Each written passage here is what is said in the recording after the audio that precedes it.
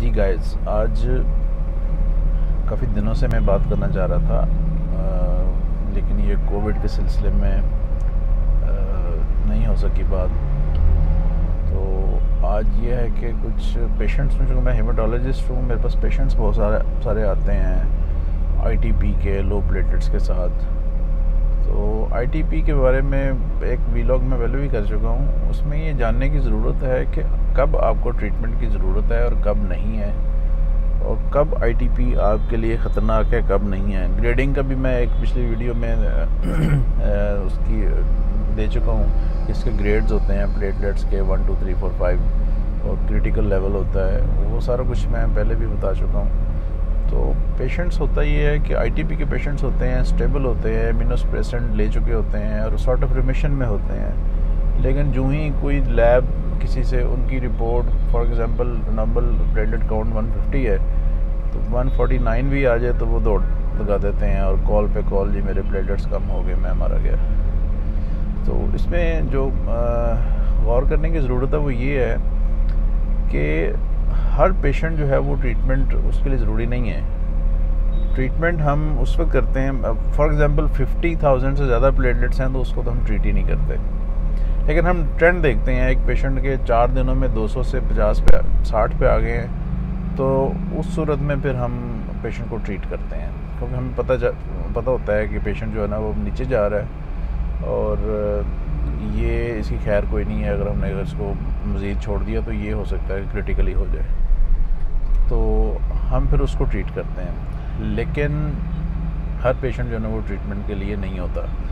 इसके अलावा कुछ लेवल्स हैं, जैसे कि जो क्रिटिकल लेवल्स हैं। फॉर एग्जांपल पेशेंट का प्लेटलेट काउंट 20 से नीचे आए तो हम उसकी मॉनिटरिंग थोड़ी सी तेज़ कर देते हैं। ट्रीटमेंट चल रहा होता है लेकिन उसकी मॉनिटरिंग थोड़ी सी तेज़ कर देते हैं, ट्रीटमेंट पे भी डाल देते हैं उसको। और अगर वो रिस्पॉन्ड करे या ना करे वो एक अलग चीज़ है। लेकिन अगर 10 से नीचे आ जाए तो फिर भी हम पैनिक नहीं होते, क्योंकि 10 से नीचे भी कोई ऐसी इंडिकेशन नहीं है कि हम उसको प्लेटलेट ट्रांसफ्यूजन दे दें। हाँ, 5 से नीचे आ जाए, मेरी जो पर्सनल प्रैक्टिस है वो ये है कि मैं 5 के ऊपर या 5 से नीचे 1 2 3 पे भी प्लेटलेट ट्रांसफ्यूजन नहीं देता।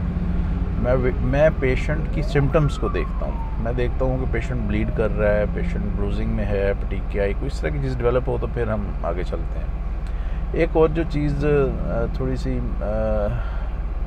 मिस प्रेस्क्राइब होती है वो है रेवोलेड, एल्ट्रामोबैग। वो प्लेटलेट का पेशेंट जो भी हो, प्लेटलेट्स कम हो जिसके, या आईटीपी हो, उसको बड़ा दर्द ठोक देते हैं। इंतहाई एक्सपेंसिव मेडिसिन है वो, हर पेशेंट उसको अफोर्ड नहीं करता, फिर अपना कुछ ना कुछ बेच के वो फिर वो लेता है। तो रेवोलेट का मकसद भी बुनियादी समझ लें कि अगर पेशेंट क्रिटिकल है, सिम्टोमेटिक है, प्लेटलेट काउंट 5 से नीचे है, तो फिर उसको 2-4 दिन 5 दिन के लिए रेवोलेट दी जा सकती है। मकसद उसका ये होता है कि जो भी आपने इम्यूनोसप्रेशन देनी है उसको 2-4 दिन 5 दिन चाहिए काम करने के लिए, तो उसका जो एक पीरियड है वो उससे गुजर जाए। फिर एक और चीज़ जो लोगों ने किताबों में पढ़ी हुई है वो IVIGs हैं। वो भी एक, जिसे कहते हैं कि एक नुस्खा कीमिया की तरह वो प्रैक्टिस होती है। इतनी एक्सपेंसिव, 1.5-2 लाख रुपए की वो उसकी एक होती है, डोज लगती है, और वो तो टेम्परेरी है। तो 4-5 दिन में अभी जो है वो प्लेटलेट्स दोबारा नीचे आ जाएंगे। उसका मकसद भी यही है कि पेशेंट एक एक्यूट फेज़ में आया है, क्रिटिकल है, तो उसको आप दे दें और उसके बाद अपना ट्रीटमेंट शुरू करें।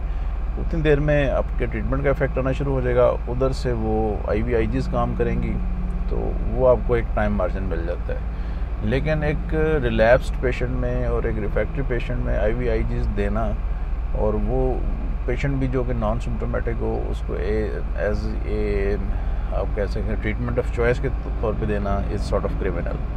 यानी कि ऐसे नहीं करना चाहिए। एंटी-डी होती हैं एंटीबॉडीज़, क्योंकि इसका एसोसिएशन देखी गई है एंटी-डी एंटीबॉडीज़, डी एंटीजन के साथ भी इसके अगेंस्ट में एंटीबॉडी होती हैं, तो उसकी आईटीपी के साथ एसोसिएशन देखी गई है। तो मैंने पेशेंट्स में कुछ दी भी हैं वो, लेकिन मकसद वही होता है कि टेम्परेरी एक लेवल आपने अचीव करना है और उसके बाद उसको छोड़ देना है, बाकी उसकी ट्रीटमेंट वैसे ही चलेगी।